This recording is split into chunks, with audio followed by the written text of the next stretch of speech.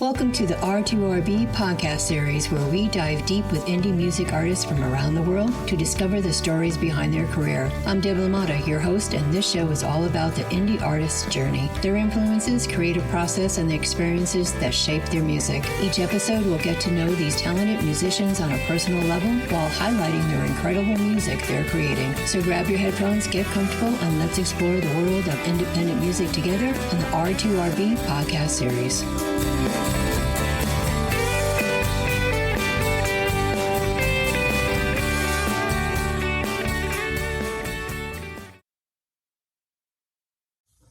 Welcome to the R2RB podcast series, and today my guest is Michael Botte of the Michael Botte Band.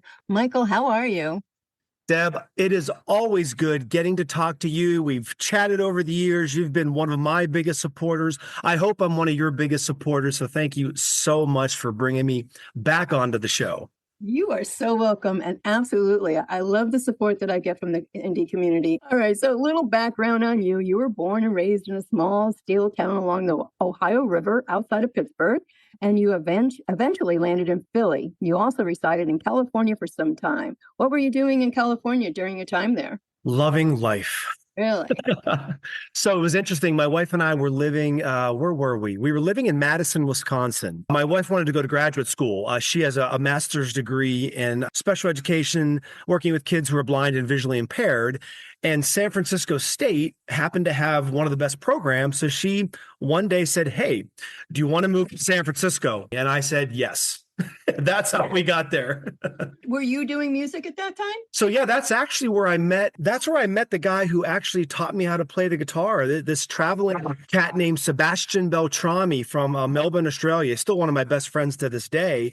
He was traveling through, and he was a good guitar player. And I told him that I had tried this once before, and he was like, "Look, man, let's hang out and hook up, and I'll teach you some things." He became one of my best friends ever. He's the one who taught me how to play the guitar. I don't think I've heard that before, and we've spoken many times. So things. Yeah. And Michael Botte Band was born during COVID-19, during the craziness. What was the inspiration during such a crazy time for you? Yeah, you probably heard this story before. I mean, COVID affected different people in different ways. And I guess negatively, COVID was very, very unkind to me and my family. However, positively, it gave me a lot of material to write about and to make music about. So my daughter was a drummer in a couple different bands at a local rock school, Let There Be Rock. And like when quarantine came, everything kind of shut down, as you know, and I wasn't traveling for work and taking her places and doing all this stuff. She said, "Dad, are you ever going to try to make music?" And I didn't really know what that meant. I didn't know what making music for real meant. I'm the guy in the corner playing the guitar, singing songs for decades, but I didn't know what she meant by making it. So over the quarantine, I had nothing but time to study and learn how to make demos and how to record. And I finally, put my demos out on all these different Facebook groups and found my producer. And then things just took off from there. And here we are. Yeah, exactly. Was there a moment when you were going through that craziness that you knew that the indie artist in you, that's what you wanted to do? No. So when I first started, we talked about this before, music is my therapy. So I just had things to say. Yes. And people, do different things to maintain their, mental clarity. And for me, writing and playing guitar, it's just something I've done for many, many years. So I was just writing about all the stuff that happened to us over COVID and over quarantine. It was very, very unkind to my family. So I had all this material, and then they, all these songs. And then I never realized you could put them out there and do stuff with them. I had no idea that that was a thing. I really didn't. So I just learned and studied. So I had no idea what was going to happen or where this was going to go. But look where it's taken me. I get to talk to you. Right. Absolutely. And we've got the Michael Botte Band, and that is really awesome. So in a recent post, you said you make music for two reasons. Music is your therapy and to be heard. And can you tell us more about how music has served as therapy for you? Yes, certainly. We alluded a little bit earlier. So there are a lot of different, strategies people have to maintain their mental health. Some people might use proper medication. Some may use, proper exercise or diet or, therapy from a licensed therapist, many different things you can do. And maybe I do a couple of those things, here and there. But for me, just, writing and playing is always something that's just how I make it through the day, how I get my thoughts out there and my emotions. And they talk about how music, right, is the sound of emotion. So it's pretty literal for me because when you listen to the different time periods of when I've written songs, you could certainly get a feeling for like what I was thinking and feeling at that moment in time. And, a big musician once said that, songwriting is open heart, surgery, right? You're letting someone into your heart and soul for a moment in time. So it's always been a form of therapy for me. It really has. I'm so lucky that I have something like this that could serve that function. If I didn't, I'm not sure where things would be. So I'm very fortunate that this can serve as therapy for me. Yeah, and that's awesome because me on the other side, listening to music when I'm up or I'm down or I just want to, take a ride and roll down the windows and, blast music in the car. Music has so many different sides to it, and the therapy, for me as well, being on the other side. And so I'm always so grateful to all the indie artists that are there that I didn't even know, was a thing, indie artists, until I, moved to Delaware. It's like indie artists, but I am so grateful to be part of the community. And here we are. So the other part of that post, which really, caught me, besides the therapy part, was that you had said, that you make music to be heard. And we all want to be heard. We just said that earlier before we started this. But what does that mean to you as an indie artist? Yeah, to be heard. So when I first started making music, of course, it was mostly for my therapy. And then, like we discussed earlier, I didn't realize that you could actually put it out there. Well, if you put it out there, in my opinion, you want to be heard. Otherwise, it would just stay on my hard drive, stay on my computer, and it, maybe fun for a couple friends or a few family members. Like maybe my mom might like to listen to it. But when I realized that, like with the click of a button, I could send my song to every corner of the universe, the globe, I should say. And that's actually true. It's literal. You could send it to every corner of the globe. I thought, oh my goodness. Well, now not only is my therapy, but I want to be heard as well. That's why why I'm doing this as well. But it's tough, man. If you look at, there's so many different reports and websites, but roughly 100,000 songs a day are uploaded to the, streaming services. So, a little indie guy like me that just started this whole gig, a few years ago, it's so easy to get lost in that vast musical wash. And you know what I'm talking about. You're in the same boat a little bit. There's a lot of folks that do what you do as well. It's tough to get heard. It's a grind. It is a continual grind. I never realized that being an indie artist had so much to do with, and a producer friend of mine, D-Ray, the producer, says it's 10% skill or talent. It's 90% marketing and promotion. Right? Absolutely. Oh my goodness. I'm learning that. I'm not sure if it's 90-10, but it's certainly, there's so much on the promotion and marketing side just to have a few people hear you. Right? Absolutely. Yeah. And you have to be consistent, right? Yeah, it's a grind. It takes a lot of time. Thankfully, if you have a professional suite like in Facebook, like I'm verified and have the professional page, you get the Meta Business Suite, which helps you schedule posts and schedule things. So I'm not sitting there all week. I'm doing things on the weekend. It may look like I'm on there all day during the week, but I do all my stuff on Saturday and Sunday mornings. I schedule for the weeks. Thankfully, they give you tools to try to just keep up, but it's a grind. But hey, that's just part of it. What a great hobby I have. I mean, I will take this as a hobby if this is what I have to do. If that's what you're destined to do. Well, you do a great job at your hobby, let me tell you. Thank you. I'm trying. It's a great hobby. I joke that this is my rock and roll fantasy, although I had a couple little accolades here and there over the years that kind of make it a little more real than just a fantasy. You know what I mean? Yeah, absolutely. Again, going back to the statement of, you wanting to be heard, because that can be discouraging. And you have been in the business for a long time. You've been an indie artist, since COVID, but always a musician much longer than that. Yeah. So getting to this point, wanting to be heard. And I know that we all don't want to look at the numbers all the time, because that could really make you crazy. Yeah. But like you said, you still want to be heard, and you have to look at those numbers sometimes because it is a business. In that same post, you also talked about the sync business. What's that about? Yeah, music sync licensing. I'm kind of a little bit new to it, but I've learned quite a bit, since I've started. We'll talk about COVID quarantine again. Over that period, a lot of musicians, not only just indie, but the big folks too, the gigs were canceled, their tours were canceled, they weren't doing things. The idea of recording, making music, and then submitting it to music supervisors or movie houses or publishing houses to where you can get your songs into film, TV,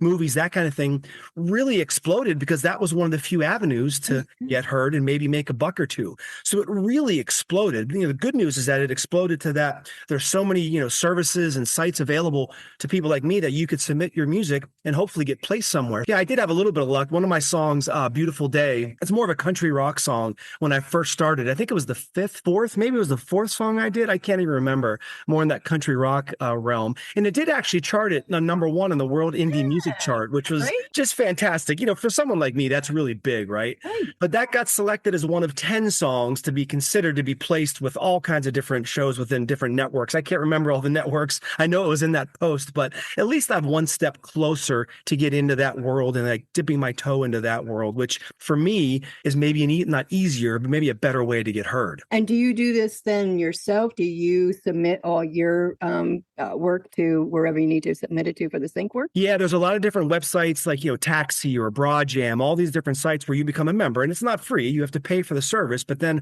I now have access to submit my songs to numerous opportunities. I might probably submitted at least 100 times already. Maybe that's kind of sad. I've submitted over 100 and maybe got one nibble. So that'll give you an idea of how hard it is. Yeah. Well, it has to be a much larger pool too to get in there versus an indie artist who also is a large pool as well. So just another avenue. Yep. Are you going to combine that with still doing your songwriting and releasing your singles or? Yeah. I'm still, so the good news, I mean, some people will write music, specifically for certain opportunities. Whereas for me, I'm just writing music, whatever I feel, think, whatever I'm going through at that moment in time. If by chance that happens to fit something that's a movie, TV, film, something of that nature, commercial, great. But I don't necessarily write for that. I just hope maybe there's an opportunity where one of my songs does match. And I found, quite a few that do possibly match. I haven't been selected just yet. I have a couple opportunities that are still pending. The deadline hasn't hit yet. But I'm just going to write what I think and feel. And if it works out to where it works out for a music supervisor, that'd be fantastic. Absolutely. Okay. All right. So we're going to keep an eye on you. We're going to look at those credits rolling. Yes. I love it. All right. You've done all your promotion. Have you had help doing promotions? So I've done all of my promotions all by myself. However, I did have a couple of radio promoters along the way. One of them, Caden Gordon, is a young gentleman who works really hard in the country rock world. You probably know Caden. I had another promoter that helped me with Beautiful Day to get that onto the number one, world indie music chart. I was signed to a record company for a period of time. It didn't work out exactly how I had hoped and how the contract was written. So I quickly dissolved that. So I guess I thought I was going to get a little help doing some promotion, but it didn't work out that way. But for me, I just like to do it myself. I've built a lot of relationships, with people like you. I mean, that's why I'm here today, because I know you. No one told you to come to me or me to you. We knew each other over the years. Right. So I like to do some things myself and build the relationships. Does that mean I won't have a promoter doing anything in the future? I don't know. But for now, I'm just having fun doing it myself. Well, what would you say to a new indie artist starting out and looking at an independent record label? Oh boy, that's probably a whole nother interview. Probably. Here's what I would say. One thing that I learned. So when I first started, I thought I was going to do everything. I thought I was going to be this self-contained unit. I was going to write, record, produce, mix, master, promote everything by myself. And I actually did that. I released an EP. It's a 5-song EP that no one ever heard, because when I released it, like a day or two or maybe a week after, I then met my producer. So I ripped that EP out of the universe before anyone got a chance to listen to it. So I did that. I did all that whole thing. And I just learned that once I met my producer, it just taught me that, okay, I'm not talented enough to do all of these things. So if you're a new indie artist like I was, if you think you could do everything, fantastic. You're better than I am. But my goal, I want to stay in my lane. I want to write and I want to play the songs. I want to arrange the songs. I have to do that creative process. I have a producer now, Bob Beals from Sound Foundation Studios, who is just a gift from God. He's been doing this for 40 plus years, behind the desk, in front of the desk. He's everything about music. And we just completed, I think we had a release a couple of weeks ago. I think that's our 12th release, maybe 13th. I can't even remember.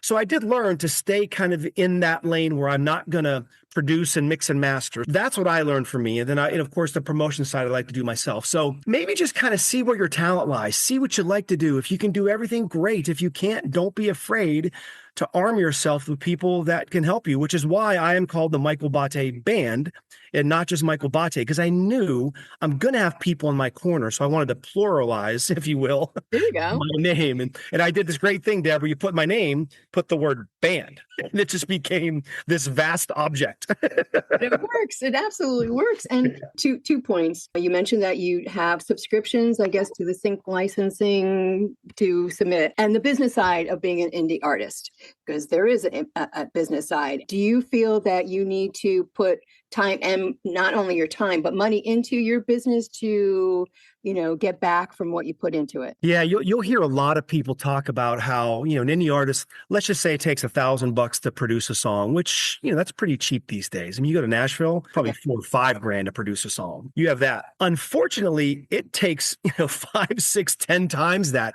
to promote the song. So that's where it gets really difficult. A lot of people will concentrate so much on the front end, and you forget about all this back end stuff. You could have the greatest song in the world, Deb, but if no one hears it, what is it? I mean, unless you just want to make it for your therapy and keep it on your hard drive, and that's fine. But generally, people don't do that. If you go and produce a song and pay the money for it, you want to be heard.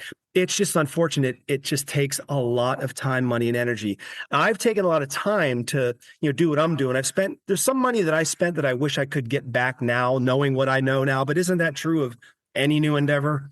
Absolutely. You just don't know what you don't know, and you're going to have some casualties and some sunk costs along the way. That's right. But I learned. And you learn from it all. I learned. I do have here about Beautiful Day being considered for placement with major networks like Discovery, PBS, MTV, and NASCAR. That sounds about right. I think that's what they said. I mean, I just think that's so cool. I mean, did you get an email? Did somebody call you? Yeah, so Broadjam will tell you like, hey, congratulations, your song has been, considered or selected. And then they'll put you in touch with, the music supervisor or whatever publishing house is kind of, working on that. And then there's just a whole email train, and they explain the deal and what it means and all this, business side stuff and exclusive, non-exclusive, all that kind of stuff. And then you either agree or not agree.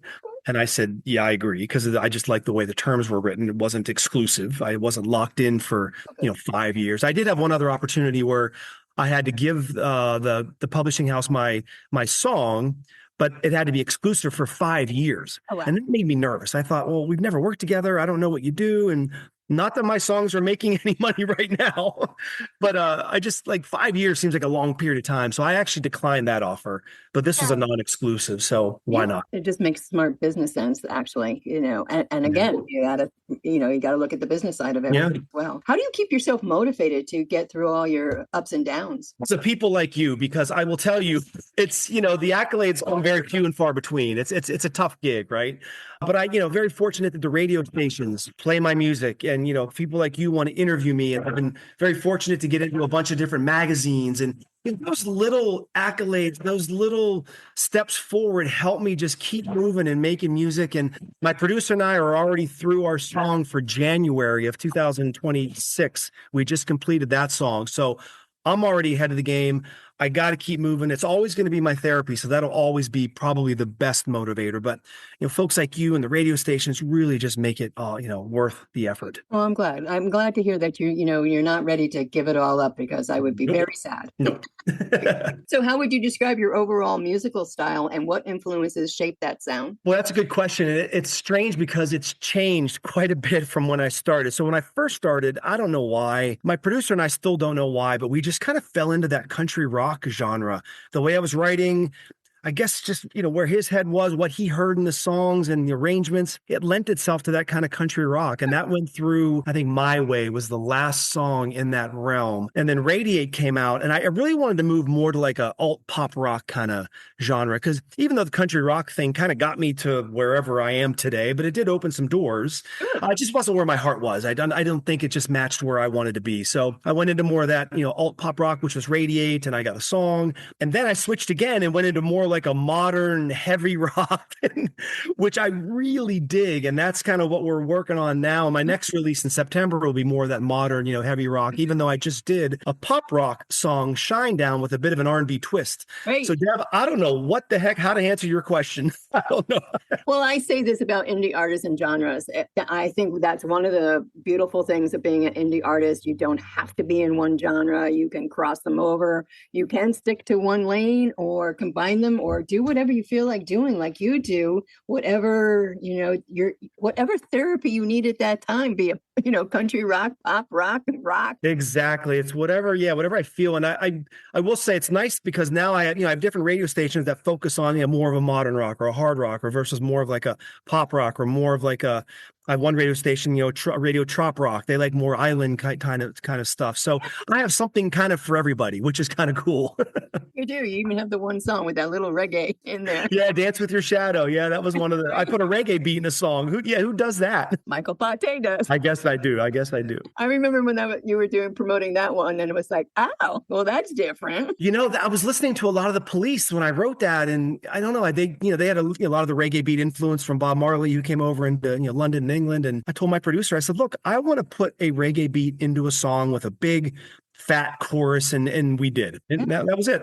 Yeah, and I think on the other side of that too, with your pop rock, your country rock, the reggae. I mean, you just reach a whole larger audience, right? Listeners? Yeah, you have potential. Certainly, yeah, potential. Like I said, some shows and some stations are more based in certain types of music. So absolutely. And it's just fun to just play different things. I mean, I applaud musicians. I know that whenever we go hear our favorite bands, we want to hear the same songs over and over again. We all do that, right? But like, I'm the guy that doesn't mind when they branch out and do something that all the critics hate, but I know what that's like creatively to be like, man, I want to do something different. I just do. I like that you do. Thank you. Good. You're the one person who does. That's all that matters right now. I'm it. That's it. What's been the biggest surprise or challenge about the music industry that you didn't expect when you started? The damn marketing and promotion. I didn't know. I thought you push the button on DistroKid and it goes out to every service in the world, Spotify, Amazon, whatever. And then just people listen to it. That's just absolutely not even remotely close to how this works. And like everyone, like a million people would just listen to it tomorrow and all email me and tell me how freaking great I am. It's not even remotely close to how this gig works. It takes months and months for me even to break through that like 1,000 stream barrier, which was like such a, the first rite of passage. But just fortunately, I didn't realize how hard that was. And I also didn't realize how many outlets like radio stations there were for people like me. I had no idea there were literally thousands of stations who, if they like my stuff, will play me. And I did not know that. So that was equally as good of a surprise that, there was an outlet like what you're doing for people like me. I didn't know that. I had no idea. Looking ahead, what does success look like for Michael Botte? Is it about securing the TV placement, expanding your streaming audience, or something else entirely? Well, those two things, yes. But I want to be involved. I want to be around the indie community. You may not know this, but I'm now an official ISSA rep for the Philadelphia region, International Singer-Songwriters Association, which is just such a wonderful association that I discovered a couple years ago. I got to win an award last year in Atlanta for Best Emerging Artist. Can't wait to go back to Atlanta this year in August. I'm nominated for 4 more awards this year. So I just want to be involved. I also host a podcast through Blast Music 247. It's the Blaster Rock and Metal podcast, which I have so much fun doing. We're on a bit of a hiatus right now. Okay. But like hosting a podcast, being involved in ISSA, making music, getting heard on the radio, streaming, sync licensing. I just want to be involved. I want to be around. Continually. Just continue, right? Just keep on adding on to it. Well, that's good. Well, let me ask this question though. How do you balance everything? Because you have a family, you have a job, you have your music. How do you do it? I do. I'm very fortunate that, I have a very understanding wife who knows that this is something that I just got to do. Baby girl's in college now. She's out of the house. She has her own place. So, she's not as dependent on dad right now, which is sad as that makes me. Right. But hey, you got to go with it and you got to work with it. So I do have more time on my hands now than I did before. Wife has a full-time career. She does her thing. So a lot of what I do is really on the weekends. I spend a lot of time, Sunday, Saturday mornings, my dogs have me up early because they want to do their thing. So I'm over coffee in the morning, just quiet time, doing my music stuff. And I do my best to get as much as I can done in that time frame, not to steal, time from other, things. And I work a full week, of course, and I travel a lot for work as well. Matter of fact, I'll be in Chicago next week for work. So yeah, it's a tough gig, but I'm really good at time management and I know my time and place and when things have to get done. I just being a professional and being on this earth for all these years, I've just learned a thing or two on how to manage the time. So I can do it. That's good because that's important. Oh, 100%. It's tough because you get overwhelmed. Right. You get overwhelmed. Like I know that I have 2 more reels to make from 2 radio stations that just pick me up. I know I have to do it. And tomorrow morning over coffee, I will do that before I start my workday. Yeah, it's crazy. So don't forget to take that self-care day. Yes. All right. So what would you say to other independent artists who feel like giving up and struggling to be heard? You got to go back to your why. I mean, you're going to get rejected. People, I had one musician who's traveled the globe for music tell me that every artist writes the greatest song of the world. Your song, it's your baby. It's the greatest song that's ever been written. Absolutely. Unfortunately, a lot of people may not agree with you. Even though it doesn't matter, you think it's the greatest song in the world. To that end, you got to go back to your why. Like, why are you doing it? And thank God for me, it is my therapy. So I don't have a choice anymore, Deb. Like, I have to. Absolutely. Thank God I have at least 30 songs in my book that I still have to go through. Like, I wrote a lot. So I have a lot of therapy to go through. Good. So you got to go back to your why. And why are you doing this? And is that why no longer valid? Is it no longer real? Well, then maybe you do something else. Maybe there's a different form of art that you want to do. Maybe it's not musical. Maybe it's more something else. I don't know. You got to go back to your why and ask yourself why you're doing this. And for me, it's therapy. I don't have a choice. I got to make it. So what can listeners expect from Michael Botte in the coming months? Any new music projects? We know the sync licensing is working for you. Absolutely. So last release was June 13th, Shinedown, my kind of Lenny Kravitz inspired pop rock tune. However, my next release, it's mid-September. I don't know the exact date. Mid-September will be more of like a modern kind of rock. I was listening to a lot of a band called Incubus. A lot of effects, heavy distorted guitars. So that's going to be more of like an Incubus realm. That'll come out mid-September. It's a song called If I Asked You. And it's been done for a couple of years. It's been kind of in the can, and I've been waiting for the right time to release it. So Bob and I produced that probably a year and a half or 2 years ago. It's just been sitting there waiting for the right time. Well, September's the right time. And then after that, like I said, we have releases already done through January, and we're going to start the March release next week. So the point is, you're going to keep hearing from me whether you like it or not, because I'm not stopping. Good. So good. Because when I'll go back to the beginning, when I saw that post about music is your therapy and that you just want to be heard, and you went on to say a few other things, I was like, oh my God, he better not be saying that he's done. Like, no, I don't have a choice. I'm in now. I'm in. We're stuck with you. Yeah, we're stuck with each other. Yeah. How's your relationship with music changed from when you first started to now? It's kind of my producer and I just had this conversation. So, I still listen to music every single day. I mean, I was just, before we did this, I was listening to one of my favorite bands of all time, Silverchair, before we were doing this. And so I joke with my producer that he kind of ruined me a little bit, because now when I listen to music and I kind of dig it, I don't listen from a music appreciation standpoint. I listen from a songwriting standpoint and a mixing standpoint and a mastering and like an arrangement. Like, why they arrange it there? No, the high frequencies too much there. Was that overcompressed? So now I have this technical mind a little bit, not like I can do any of this, but I have a bit of an ear, and I listen to music like, why'd they go up there? Why was the bridge so long? It's not fun sometimes. It's not. So I got to like get that out of my head and stop doing that, because I didn't write the song. Doesn't matter. I didn't write it. So it's changed a little bit in that regard. And then it's also changed now that I've really, I'm immersed in this indie community. The talent level of the music that I listen to, especially in ISSA, the Rick Spin show and all the radio shows, it is mind-boggling, the talent level of some of these people who are now part of my musical family. And I'm going to say this as respectful as I can. It's the best music you'll never hear. And it's unfortunate. It is unfortunate. Because it's unfair. I wish it were a talent contest, because my friends would win. Yes. But it's not a talent contest, as we just discussed earlier.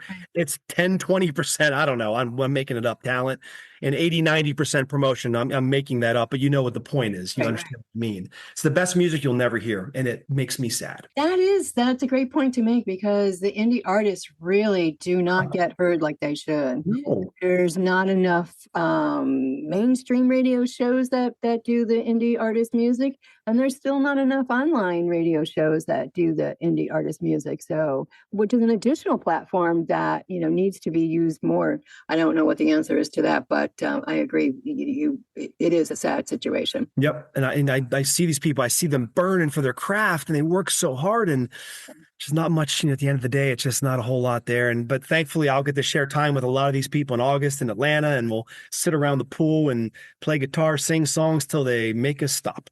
That's so cool. I am so happy for you, and congratulations on your nominations. And I'm looking forward to finding out who wins. Yeah. It's going to be tough. It is going to be tough because there's a lot of you that have nominations that I know, and it's like, oh, yeah. Oh, good. Yeah. But the good news is that, if I don't win, that means one of my friends won. Right. So that's awesome. It's a win-win. It's a win-win situation. Michael, is there anything else that you'd like to share with everybody that I haven't touched on? Yeah, as much as I'm somewhat complaining about being heard or not being heard. Not really complaining, but just explaining how challenging it is for an indie musician. Sure. One thing I want people to know is, as much as, I want you to love on an indie musician, please love on the platforms like Reel to Reel, all the stations, the podcasts, who serve as an avenue for people like me to get heard. Because as much as I want to be heard, guess what, Deb? You want to be heard as well.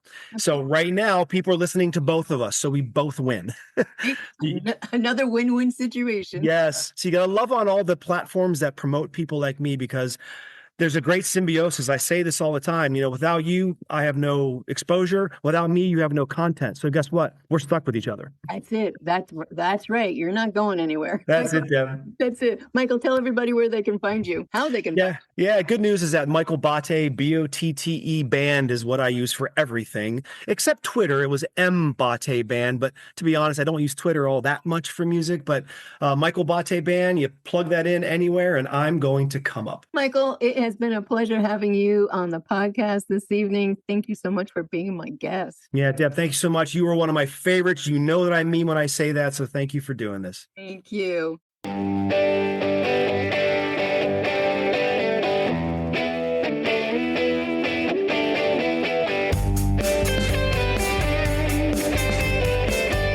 That's a wrap on another episode of the R2RB podcast series. Don't forget to subscribe wherever you get your podcasts, or visit www.r2rb.com podcast for all our episodes. Know an indie artist with a story to tell? We're always looking for amazing musicians to feature. Drop us a line at info@r2rb.com and follow along with us on social media at R2RB Broadcasting on Facebook, Instagram, and YouTube. Thanks for listening and keep supporting independent music.